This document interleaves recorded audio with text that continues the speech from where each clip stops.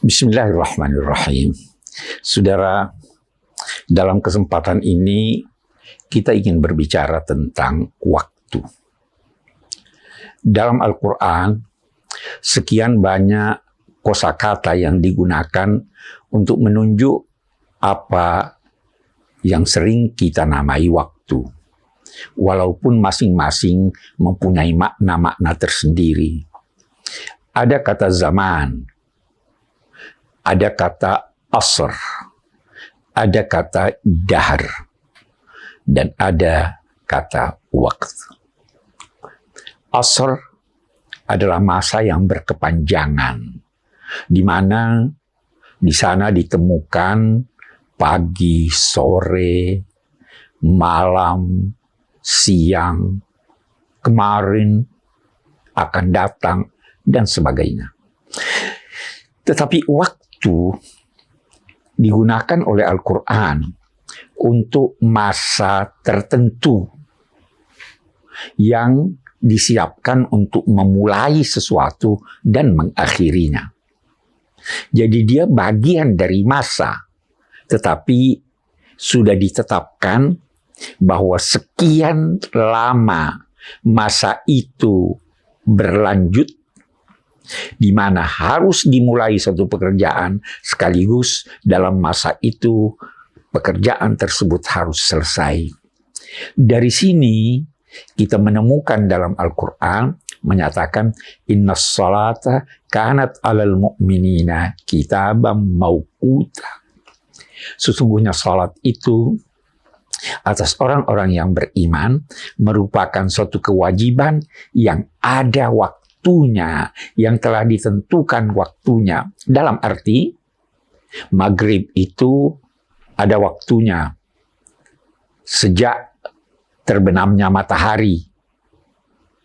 Itulah waktu dimulainya salat maghrib. Tidak boleh sebelumnya. Dan ada waktu berakhirnya. Tidak boleh berakhir setelah selesai waktunya. Itu makna waktu dalam bahasa Al-Quran. Allah Subhanahu wa Ta'ala menjawab pertanyaan yang diajukan oleh sahabat-sahabat Nabi.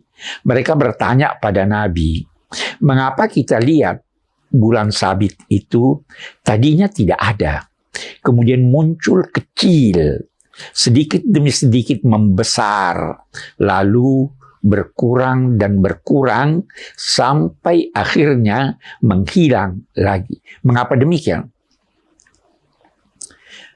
Nabi mendapat jawaban dari Allah Subhanahu wa Ta'ala.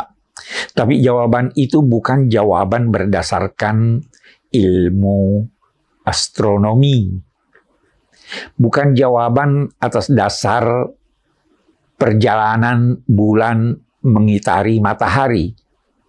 Tetapi jawaban itu adalah hikmah yang diharapkan dapat dipetik dan dilaksanakan oleh orang-orang yang memiliki akal yang sehat. Allah menjawab, ya mawaqitun linnasi wal hajj. Itu adalah waktu-waktu untuk manusia. Dalam arti, perjalanan bulan seperti itu halnya merupakan bagian dari masa di mana seorang hendaknya membagi masa-masa itu pada waktu-waktu tertentu, sehingga dalam perjalanan masa dia menetapkan ini kegiatan yang saya harus lakukan, di sini saya harus memulai, dan saat ini saya harus berhenti.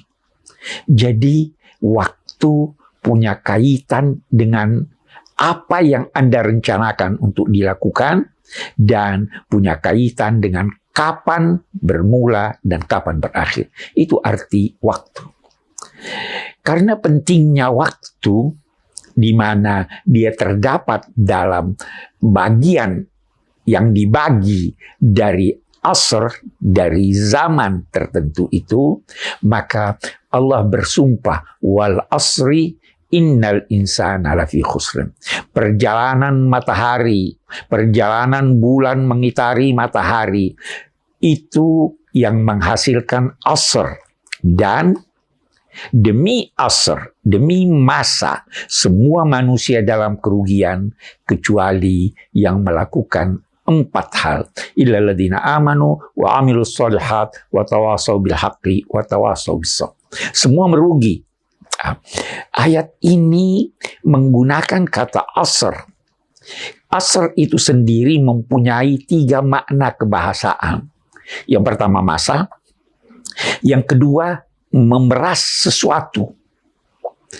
Karena itu jus jeruk dinamai asir burtukal. Karena itu memerah susu dari binatang dinamai asir, asr. Dan makna yang ketiga, berpegang teguh dengannya. Ketiga makna ini harus menjadi perhatian setiap insan agar supaya dia tidak terjerumus dalam kerugian. Dalam arti, setiap detik yang berlalu, dia harus berpegang teguh dengan detik itu.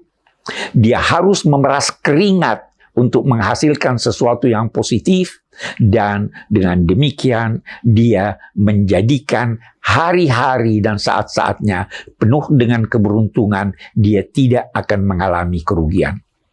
Menarik bahwa asr juga menunjuk waktu menjelang terbenamnya matahari. Itu berarti bahwa kerugian itu baru dirasakan oleh seseorang, seringkali baru dirasakan oleh seseorang ketika dia telah mencapai asar kehidupannya. Kalau sudah tua, baru tahu, dulu sekian banyak kesempatan untuk saya melakukan, tapi saya tidak melakukannya. Itu pesan surah wal asri yang dinyatakan oleh Imam Syafi'i. Kalau tidak ada ayat yang turun untuk memberi bimbingan untuk manusia kecuali surah wal asr, maka itu sudah cukup bagi manusia untuk memperhatikannya guna meraih keberuntungan. Saudara, ayat ini, surah ini memberikan peringatan, jangan sampai Anda kecurian oleh waktu. Pencuri-pencuri waktu itu adalah obrolan tidak menentu, adalah menangguh-nangguhkan pekerjaan, adalah interupsi yang bukan pada tempatnya, dan masih banyak lagi lainnya. Karena itu, mari kita memperhatikan waktu, mari kita merencanakan semua kegiatan kita, kapan dimulai dan kapan seharusnya kita menyelesaikannya dengan baik. Demikian, wallahu a'lam.